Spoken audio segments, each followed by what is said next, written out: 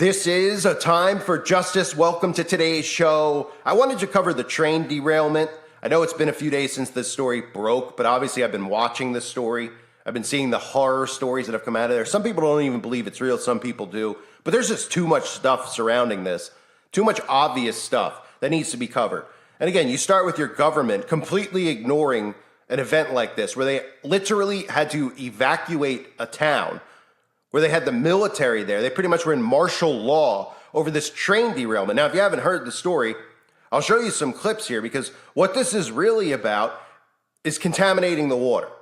We've all talked about the food supply, what they're doing to the supply chain, how they're slaughtering chickens. They're doing all this stuff. We saw the cattle tip upside down, 10,000 cattle last summer because of climate change. They're killing off the food supply chain.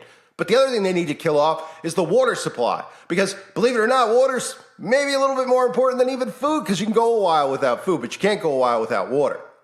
So we all look at it and we say, hey, all right, how are they going to go after the water supply? Well, this is a perfect way, because not only did the train derail in Ohio, and now they're talking about the Ohio River being contaminated. The government's not even releasing any information about water contamination to these poor people who are living in this area, who are afraid to even drink their tap water, because that's how ridiculous and what scumbags we have in office in this country. I mean, they ignore every single issue. I don't understand how these people aren't impeached if this was a real government.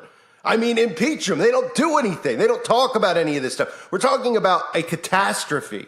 This is a chemical catastrophe. So what happened is the train derailed. It had some toxic chemicals on the train. So our government decided to do a controlled burn of the toxic chemicals. Thus, giant mushroom smoke clouds, black clouds go into the sky, polluting the air. Animals in the area dying, fish in the water dying. And it's spreading all the way to the Ohio River, where they could potentially poison the water there. And that's the supply chain for a lot of surrounding states to have clean drinking water. That's what you call a problem. But our government decided to do a controlled burn of the toxic chemicals, not to mention the fact that we had another derailment in Houston where there's hazardous materials, prompting Union Pacific to monitor air quality at the site of the crash. And they're doing the same thing. So when you think about this stuff, how do you think they're going to poison the water? Right? I mean, somebody might say, hey, why don't they just poison it? Why do they need to tell anybody? All right.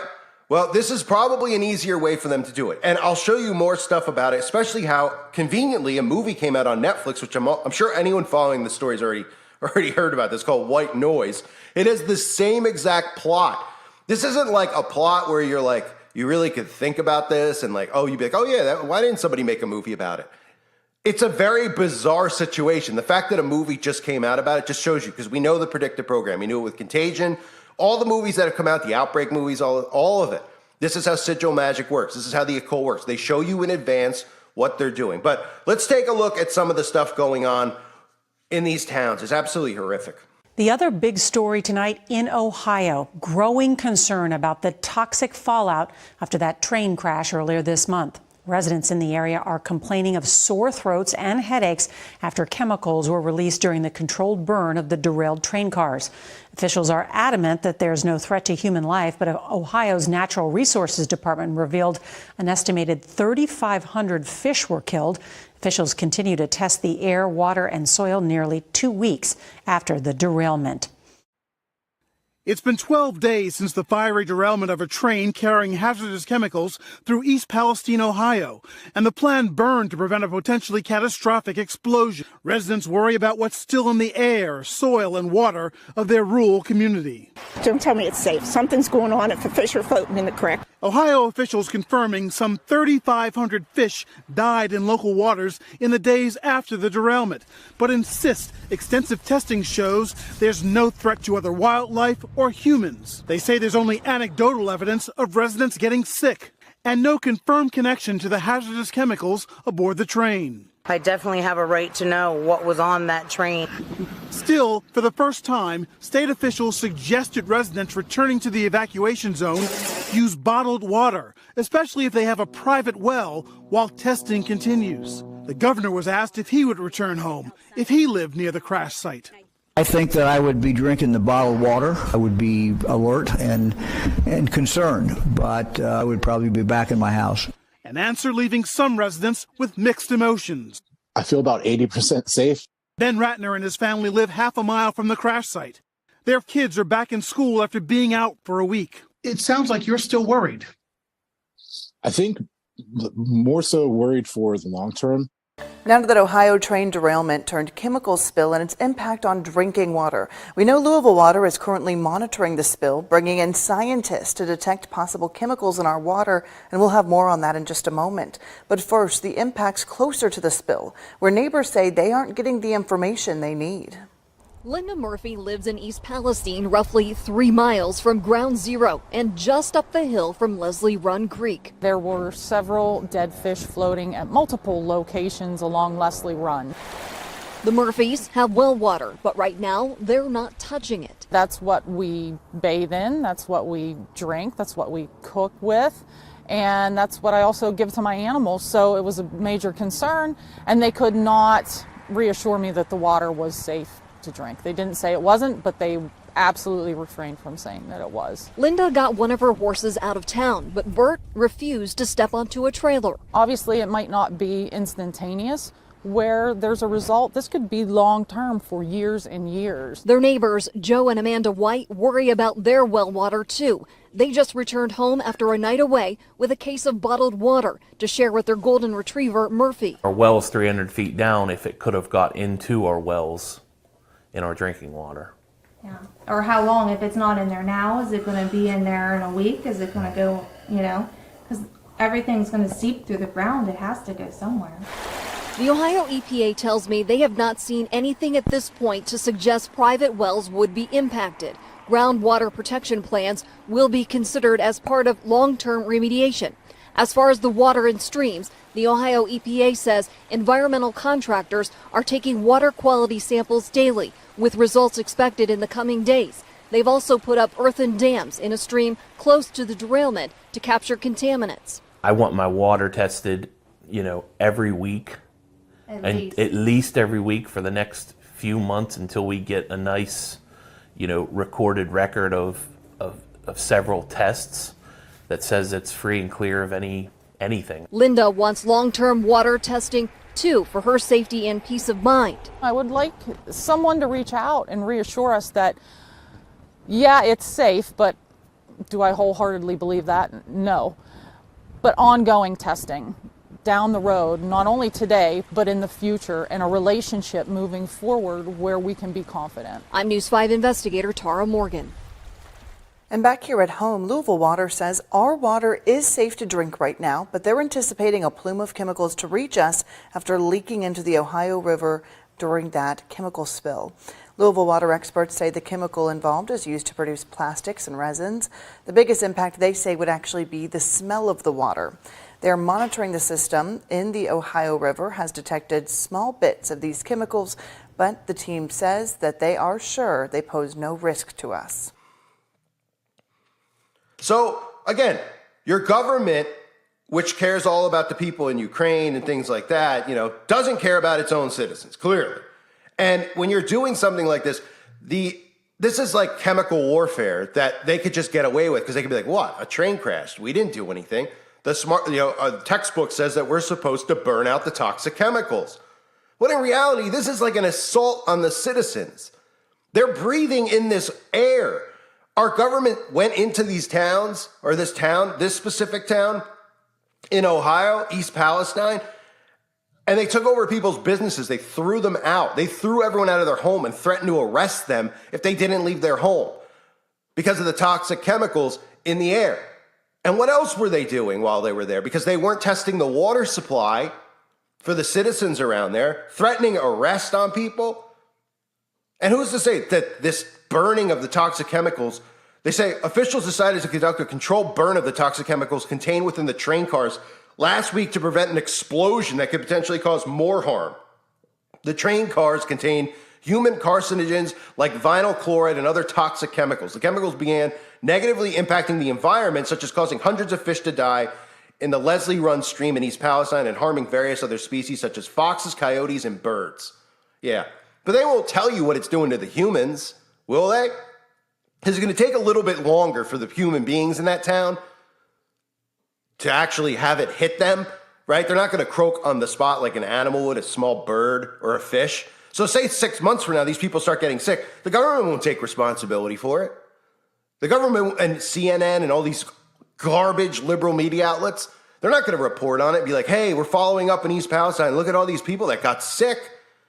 People getting cancer, people dropping dead. They're having all sorts of mutations, breathing problems, respiratory issues. Oh, no. They'll just completely ignore it and say, oh, yeah, they died from, the outbreak or something else.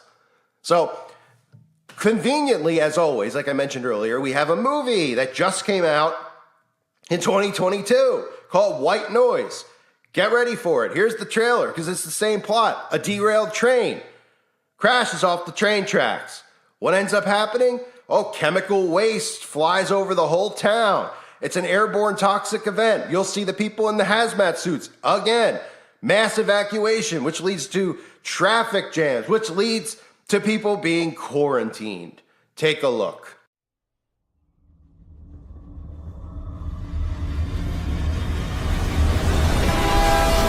Jack, wake up, we have to leave. 5 more minutes. No more minutes.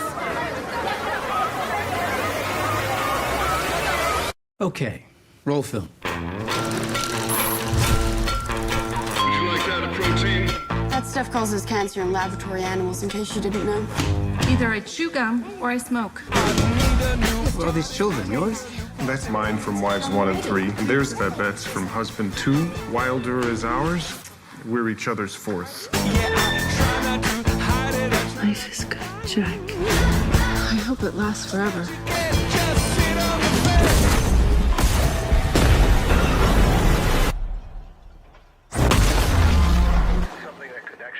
Let's watch a sitcom or something. No! They're calling it the airborne toxic event. It won't come this way. Will we have to leave our home? Of course not. How do you know? I just know. Okay, what if it's dangerous? Evacuate all places of residence. We have a situation.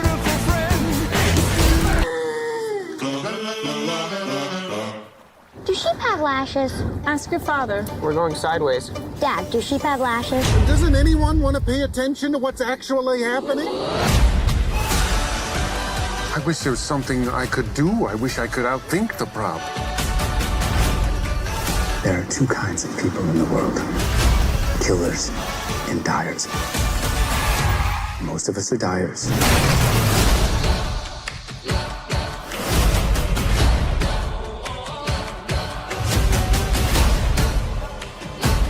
Right now we're safe. As long as the children are here, they need us. Of some persistent sense of large-scale ruin, we keep inventing hope.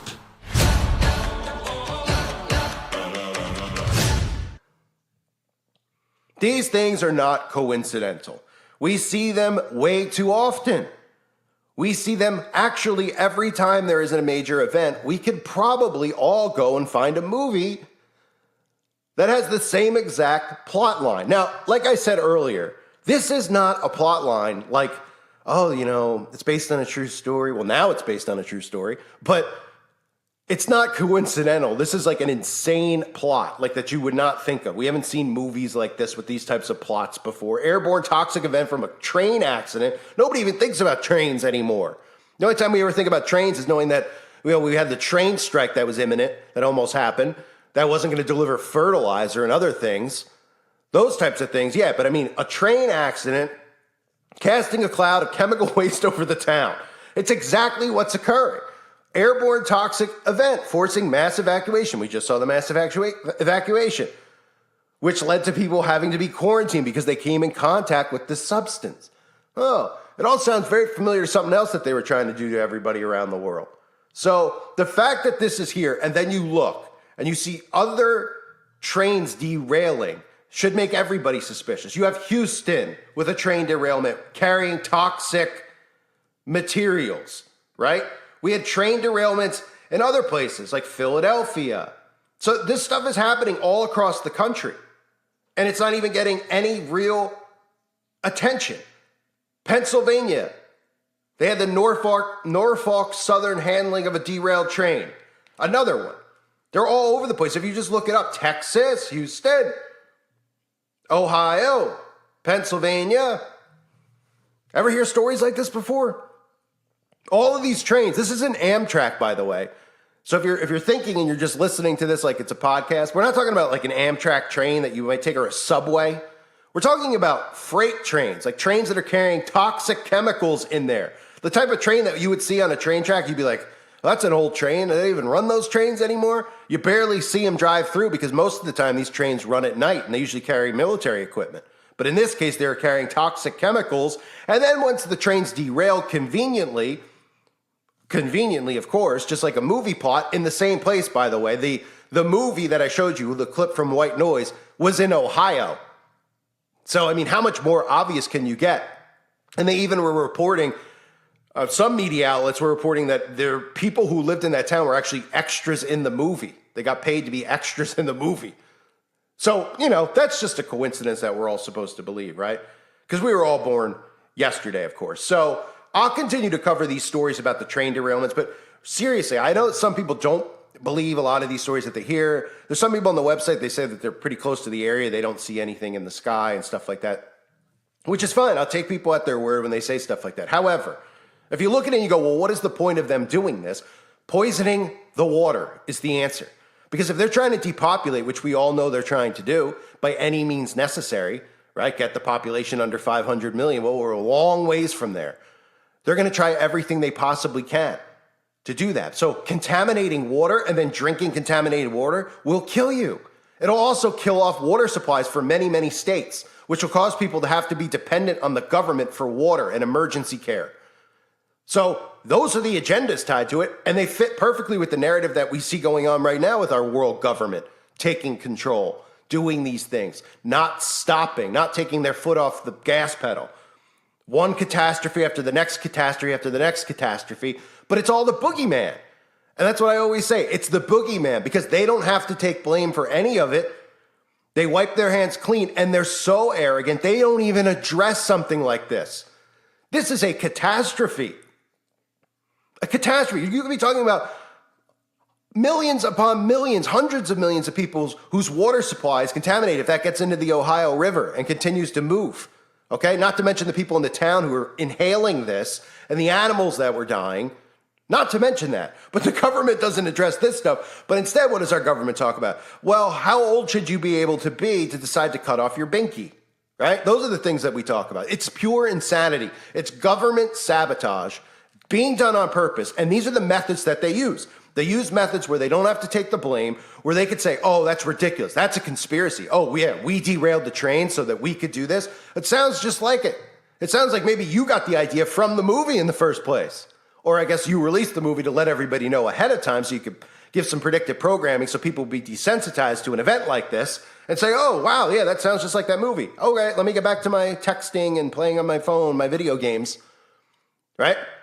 And then you can contaminate the water, and you could call people like me and everybody else out there who's very suspicious of this conspiracy theorist because you'll say, that's ridiculous. Why would the government ever do that? Well, I don't know if you've noticed, but nobody trusts the government anymore, okay?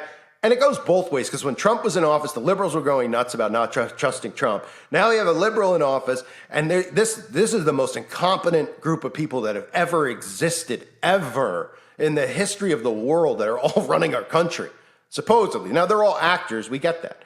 But they don't even address this stuff. They'll address the most nonsensical, pointless crap. But, you know, potentially having a poisoned water supply, not something they want to talk about on the news. Probably the only thing they should be talking about. But instead, what do they talk about? Crimes, defunding the cops, all this ridiculous nonsense that they create. And again, this is just another thing that they created. I'll keep monitoring the story. I'll be monitoring on the website as well. I thank everyone for being here. Hope you're all doing well. God bless you and your families.